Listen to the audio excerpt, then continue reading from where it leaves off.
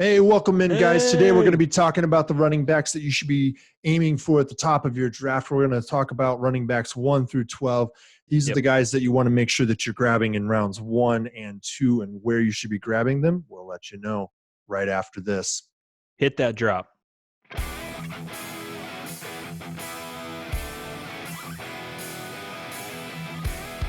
Hey everyone, I am Justin, and that is Kyle, and we are the Fantasy Football Upside. Yeah, go ahead and point at yourself, Kyle. You need a name tag, Kyle. Hey, we want to thank you. Thanks for dropping by our Fantasy Football Podcast and YouTube channel. And today we decided, after going through our 2 early rankings earlier this offseason, let's go through our midsummer rankings, and we're going to start off with our running back 1. Last week, we went over our Drafter Pass series. Definitely check that out in the description below. We also had a mock draft drop this week, so check that out up there. Kyle pointed. Yeah. Everything's all in the description below. And Kyle, what you think?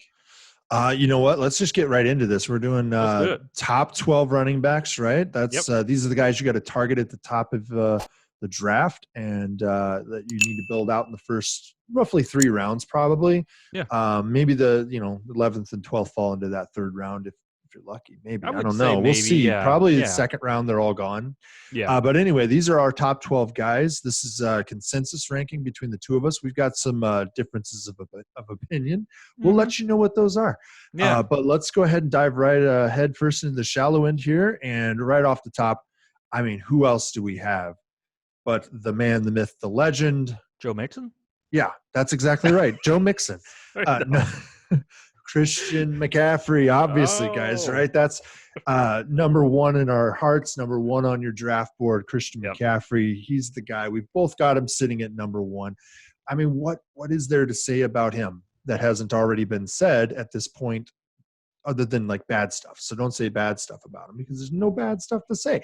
Like, basically, this dude is – your wide receiver 1 and your running back 1 combined. So at least in 2019 he was. Yeah. I would anticipate probably a little bit of regression this year, right? But when you were that far ahead of everybody else, you're allowed to regress a little bit, and you'll probably still be ahead of everybody else. That's the beauty of it. So I don't know how much more we got to say about Christian McCaffrey. I don't know.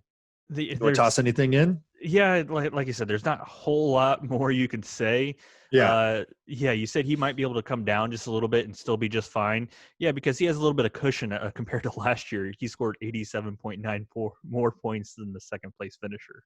That's all. In running back. As a wide receiver, what's your favorite stat? He still would have been 8th overall in wide receiver. I mean, come on. So you had running back 1 and wide receiver 8, and you got to start him in one spot on your lineup. That's not cool. That's not cool, Christian. Yeah. Not cool. He only finished number 1 in snap percentage, opportunity share, targets, receptions, receiving yards, touchdowns, and fantasy points per game. That's all. That's all? High score. Did I break it? I don't know. Is it broken? High scores? That doesn't mean. Yeah. All right. Hey, let's go ahead and move on then. Yeah. I don't think we got to dwell on Christian McCaffrey. Everybody draft. If you're first in your draft, any format, you better take that guy. It doesn't matter what. Yeah. Any format, period. Like, take him. And here, if he doesn't get taken first and you're second, you do not let him go past you. No. All right. Doesn't happen. No. All right. Let's move on here, Justin. What do you got for me at number 2, our number 2 running back? Number 2, we have Saquon Barkley in New York Giants. And this one's another pretty easy one for us. There are some people that are putting other players ahead of him, Dalvin Cook, Derrick Henry, Ezekiel Elliott. No, that's not what we have a name. We have a name for those people. Wrong. They're wrong. The wrong guys. They're wrong. Names. Yeah. Hey, don't be that guy, Kyle. No, do not be that guy. Do not be that guy. Saquon Barkley. I mean, okay. They've improved the offense. They improved the offensive line. I just, Daniel Jones is going to get better. I just think that actually opens up the line of scrimmage a little bit more. Maybe a little less 8 men in the box. Maybe defenses will actually have to respect Daniel Jones's arm a little bit more. I think that Jones is going to run a little bit less, and if he runs a little bit less, then they're not likely to sneak that 8th guy down into the box as often, right? They're going to have to keep them back, not just because he's throwing more, but because they're not as worried about him taking off, and they're not having to spy on him. So no, he's gonna run. He's gonna catch. Yeah. I mean, there's not really too much else. I mean, the guy's a stud. He got hurt a little bit last year with I think it was a hamstring. I think it was hamstring. I don't recall. I think it was. Yeah. Yeah. Is hamstring or calf? It was leg. He had a leg. He had a leg. Yeah. Just remember, Coach, where's it at? Just point. Yeah. Just point on the doll where they touched you. Yeah. Yeah. For me, like I've said before, there's like, if there's one knock on Saquon Barkley, like one thing to be concerned with is that he's just too reliant on the 85-yard touchdown. Like literally that is a regular thing that he does. And like that's a knock that people like to say. That is a knock that people like literally to say. People are like, oh, he's too dependent on 85-yard touchdowns. Like you could fricking do that, right? Like anybody else in the league could do that, be reliant on 85-yard touchdowns. The reason he's reliant on 85-yard touchdowns is because he can do that. That's insane. Like, why would you just, I don't want that. I don't need that. Yeah. So, all right. Let's go ahead. Yeah, let's move on here to our number 3 running back. Mm-hmm. Dalvin Cook. Ooh. And we're actually both on the same page here. We both like Dalvin Cook. We're looking at, now, mind you, these are not PPR or anything like that. So we're not, ranking these guys based on a big board or a scoring setting. We're ranking these as running backs in a redraft league. We love Dalvin Cook. We think that system is set up perfectly for him. It's designed for him. As a Packers fan, I've seen a few Dalvin Cook games. Not been a huge fan when I'm watching.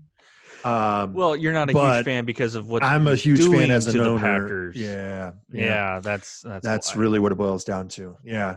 For me, I think Dalvin Cook is lined up for a great year as long as he stays healthy, and that's really the biggest knock that he's ever had on him is that he just doesn't stay healthy. Last year was the healthiest he's been, and he was only there for 13 games. Yep. So, I think that he came back for the championship week in fantasy. I don't recall exactly, but he was from week 13 on. He was pretty much a non-factor. So what do you got for me? We got a little bit of injury risk, of course. And there's also that holdout risk as well. He said he was going to hold out before training camp, and we've talked about this on here. Minnesota Vikings, like, as a team, they usually sign their guys before the holdout really starts or before training camp is already kicked off and everything like that. It's going to be a little different this year. We don't know how many preseason games, if we're going to have any. But, Kyle and I, the Upside is actually part of a league. It's a quarantine fantasy football league. I think it's a quarantine community league. Yep. And we had the 7th pick on Twitter. We had the 7th pick, and Dalvin Cook fell to us. And actually, the audience picked for us. We had 3 options, and the audience picked Dalvin Cook for us, and we were just plumb happy for it. Go check us out on Twitter, guys. Like, follow us over there on Twitter, and you can help us pick our team. Each time that we make a pick, we have to select 3 guys that we like. We throw a poll up for 2 hours. 2 hours. That might reduce as the draft goes on. I'm not sure. We'll see how it's going to happen because it's dragging a little bit. But we're not in charge of making that decision, I don't think.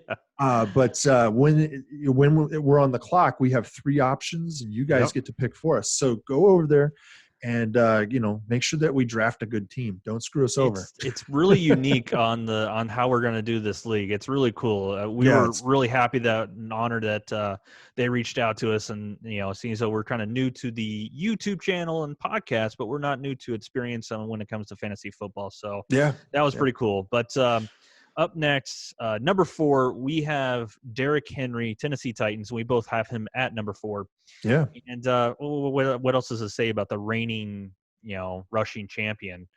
Well, one thing to say is, okay, that was quite a few carries. That was quite a bit of a workload this last year and into the playoffs. I mean, I think he had it was 370? No, he wasn't over 370. Okay. I can't remember I don't recall. Let me pull it up. You keep going. Let you look it up. Yeah. It's one of those things where, boy, if you had him in your lineup towards the end of the season, you were probably headed towards that championship game because he just took off like weeks 12 on. And I think he's going to continue to do that this year. They already signed him. That's the thing. As of this recording, they already signed him to the contract extension, so that's not in the back of his head.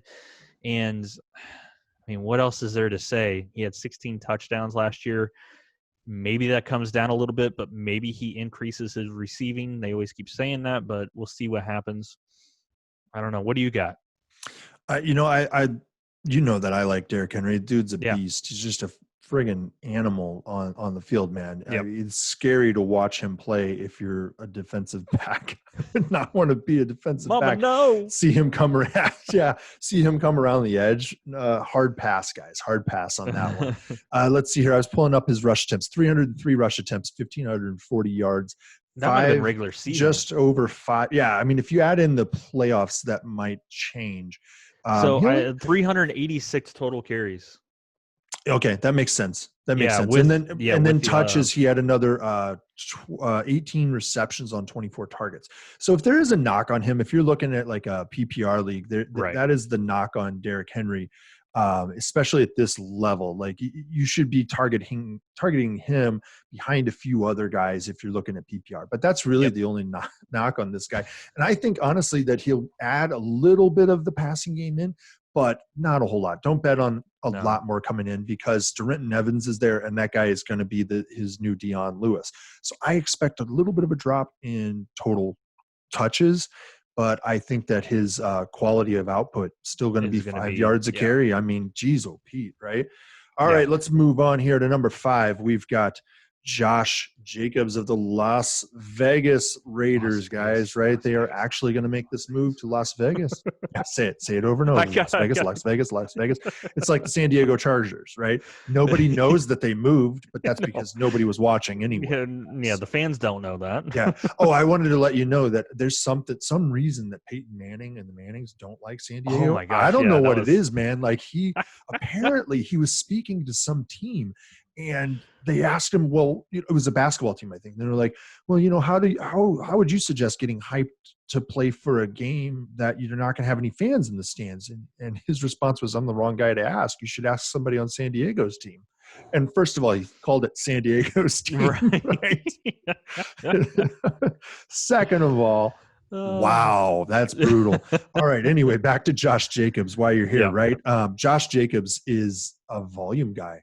I mean, he's turning into that, but he also plays in the passing game. That's great. Like he's getting passes, he's getting pass work. They're kind of reducing that backfield a little bit. And so he's going to have more of an opportunity in that regard. He was only a rookie last year. Remember that. He was a rookie. They've added more passing options. So there's going to be a little bit more variety to that offense. But again, it is, what is it? Derek Carr. Or whatever his name is, David Carr. Which one is it? I think it's Derek, right? Yeah, you're right. Yeah, one of the D's. I'm being facetious. But my point is that they're not going to throw it as much as they think they're going to throw it until they get a QB next year. Probably Trevor Lawrence or something like that, right? But go after Josh Jacobs. Get him early in the draft. You will not be sorry. All right, we got a couple seconds here for you, Justin. Yeah, we both really like Josh Jacobs, and he has definitely shown explosion. He averages one breakout run a game, and that's over 15 yards. I mean, if you average that, that's pretty darn good. And there's as a rookie, he did that, dude. Yeah, there's a lot of tread left on tires because he wasn't really used as much as other college running backs because he had Damian Harris there with him.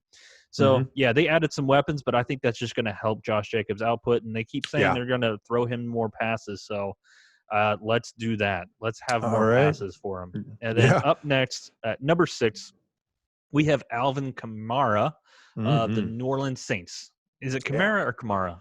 I don't know. I think it's cool if you call him Super Kamario. Like, so Kamara sounds better that way. All right. I will never do that. But I've heard the name. I've heard it. I don't know where. But I think I've seen it as like a fantasy team name or something like. I gotcha. Super Mario Brothers or something. We both think that this is going to be more of a bounce back year for Alvin. Yeah. I mean, he was definitely drafted as a top 5 pick last year, and boy, he kind of stunk up the bed just a little bit. I think he finished number 18 in standard scoring. He was. I would classify that under my definition as a little bit busto. So. Yeah, absolutely. I mean, it's okay. He was still able to be in your lineup, but he wasn't a running back one that you drafted him. So absolutely, that was kind of more on. He was also very inconsistent. Range. He was very inconsistent. His consistency actually increased when Teddy Bridgewater Teddy. came back. Yeah. So that's my concern with him this year is a little bit like, is that consistency? Another one is, Latavius Murray actually showed it. He still had some boost. He has some juice left in him, and he's not going anywhere. So I think that's another thing. But I mean, we're really kind of splitting hairs on the guy that is a very dynamic with the ball in his hands, and they get him in different ways. They out on the side, in the slot, coming out of the backfield. I mean, there's tons of different ways that they get him the ball, and I think volume-wise, I think we know what we're getting every game. I mean, I think he averages about 18.2 per game.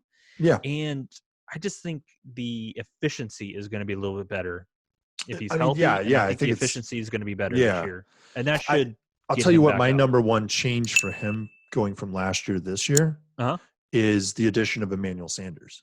And it doesn't make like a logical leap, but I think that the addition of a legitimate wide receiver makes this offense more potent on the edges.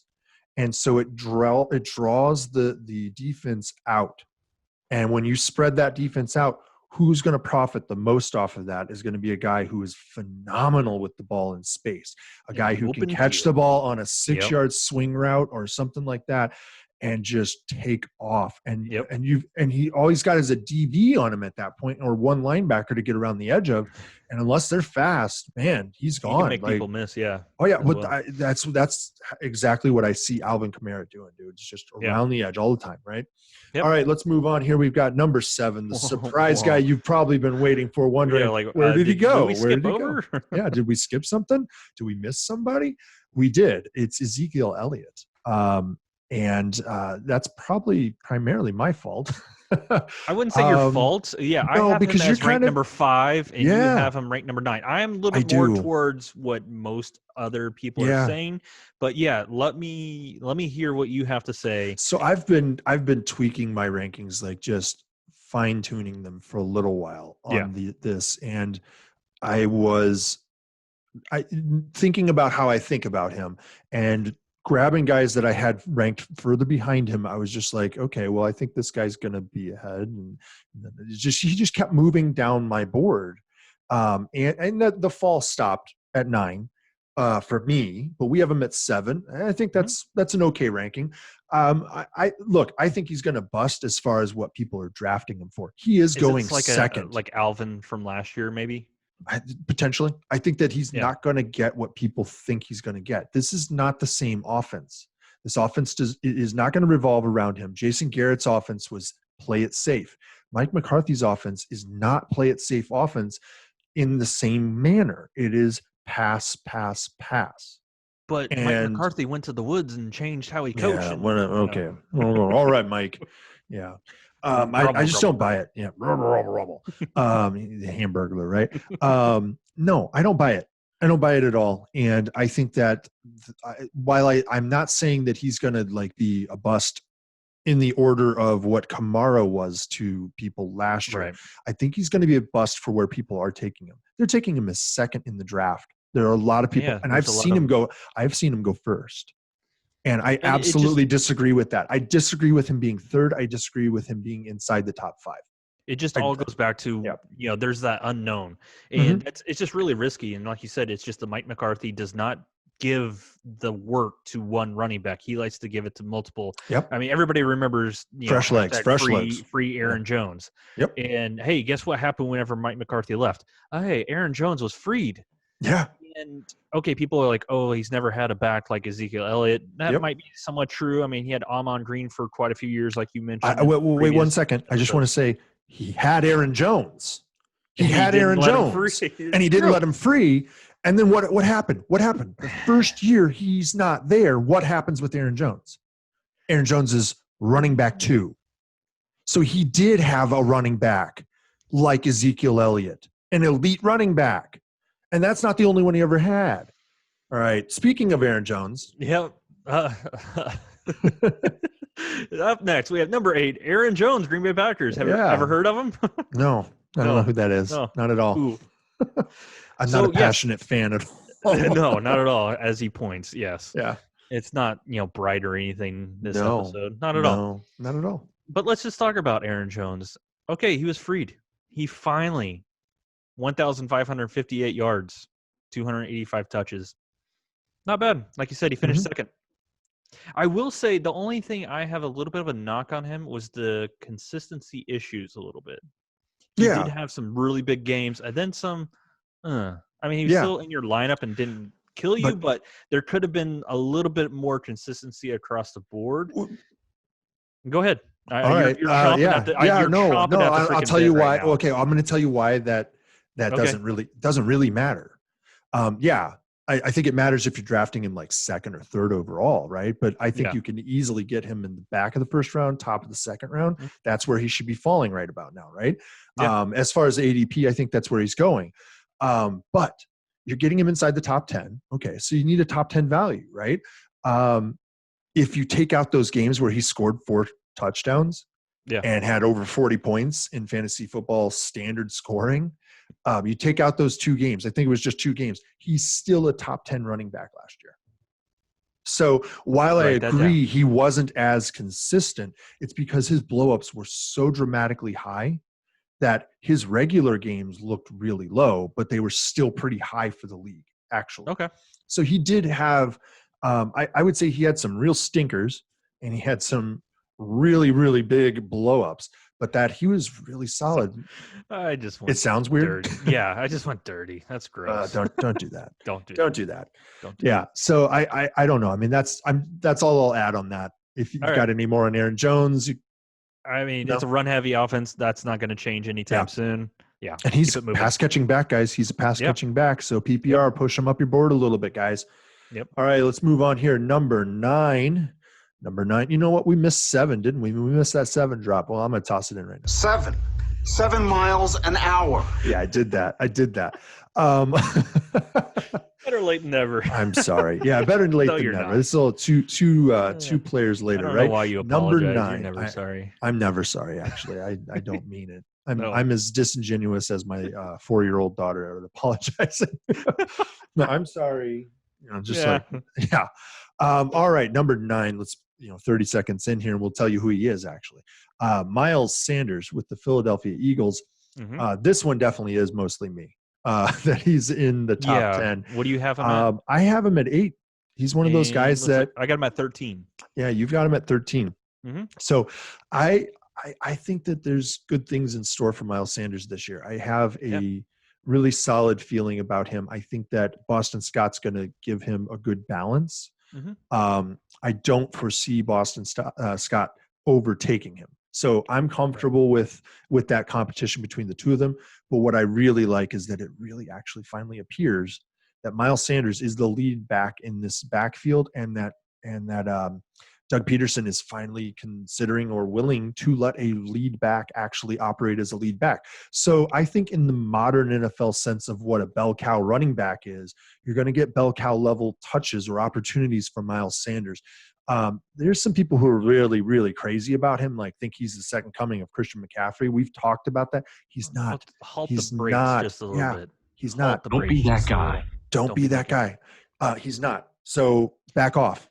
Yeah. What do you got for me on him? I mean, it speaks volumes on the fact that they didn't go out and draft a running back. They didn't sign one in free agency. There was a Carlos Hyde rumor and everything, but they didn't do that.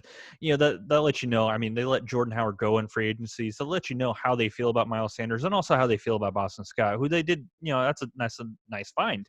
Yeah. Whenever Boston Scott was given opportunity, he did perform, and I think you hit it. He's still going to get that modern day cowbell work. 60%. Yeah, plus. That's cowbell for this generation of NFL running backs. Yeah, and when the ball is in his hands, he can perform. He was running back number 7 in yards per touch at 5.8 yards. I think that's just going to keep going up. I mean, the guy is unbelievable talented, and he can handle a substantial workload. His body shows that. Yeah, I mean, he's built somewhat similar to his college teammate in Saquon. Yep. So that's what I got on him. All right, let's move on here. Number what do we 10, got next? Justin. Number 10, Leonard Fournette, Jacksonville Jaguars. Jacksonville Jags. That's what we're going to go with, my Indiana enunciation. That almost sounds worse. Jags. Jacksonville Jags. All right. So what do you got for me on him? Yeah, sorry, I didn't start the cloud, but I got one. It all comes down to volume and volume and volume. He got the volume last year. Volume? Volume. Turn it up to 11, and that's And Leonard just keep Fournette. going. Just keep going. Yeah.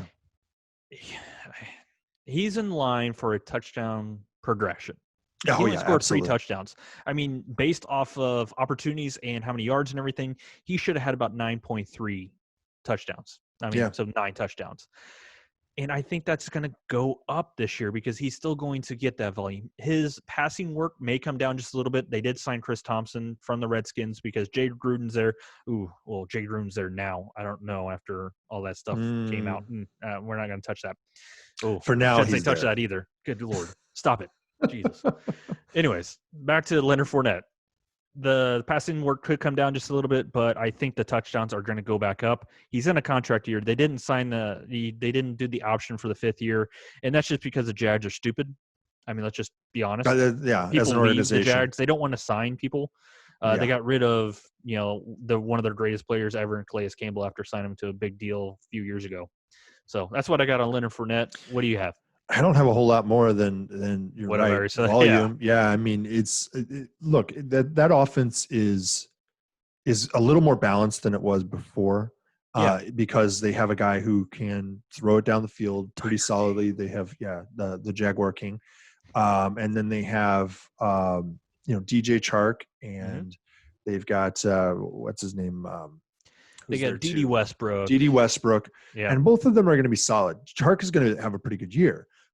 But that doesn't mean that Fournette isn't going to have a phenomenal year. Last year, it was short yardage gains, lots of carries, and as a result, no TDs. And I think he is in line for a little bit of an improvement across the board on the yards per carry and the TD front. So let's move on here. Number 11, we've got Joe Mixon with the Cincinnati Bengals. This is one where you've got a guy ahead of where I've got him. Yeah, a little finally, bit. Right? Yeah, I got 10. You have him at 13.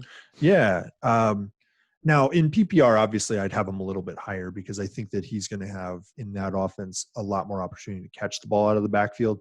But they haven't really given him that much work yet, though, when it comes to but my point is that I think that he will have that opportunity in this new – with the Burrow. Yeah, with Burrow.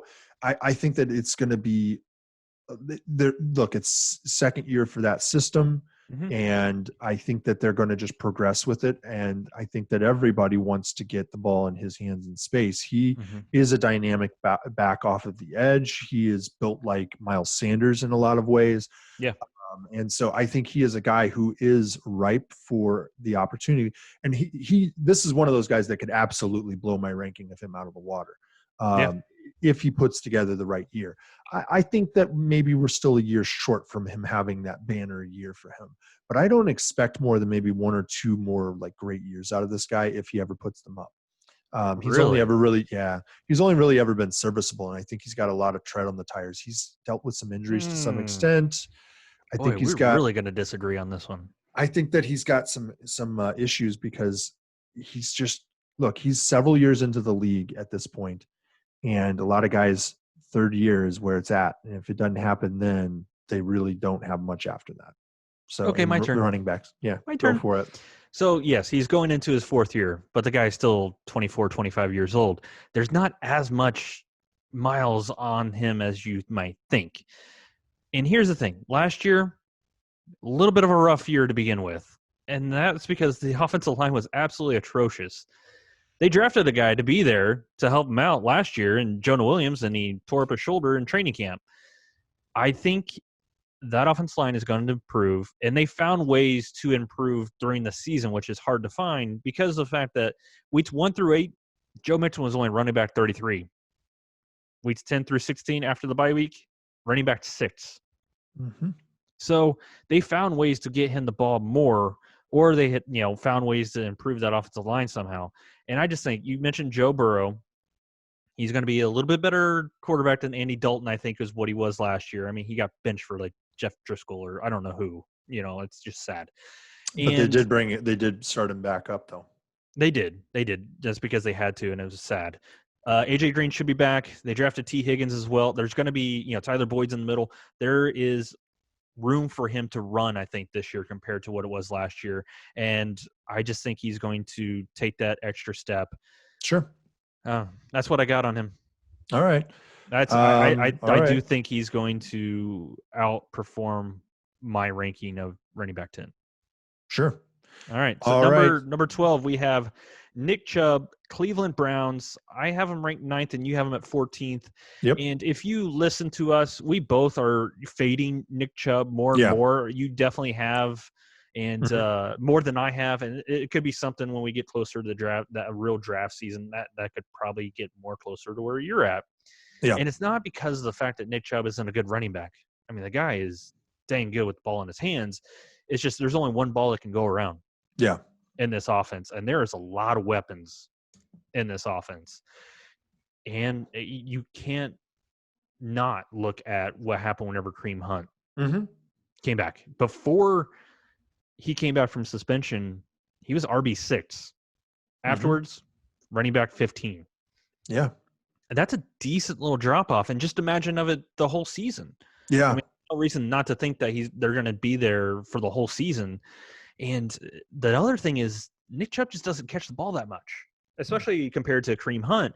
And I think that's going to limit some of, the snap percentage. I think Nick Chubb is going to be on the sidelines a little bit more than Kareem Hunt, especially if he gets game scripted out. Yeah, so I think so too. To draft him as an RB1. Yeah, I mean, what do you think else on partly Nick Chubb?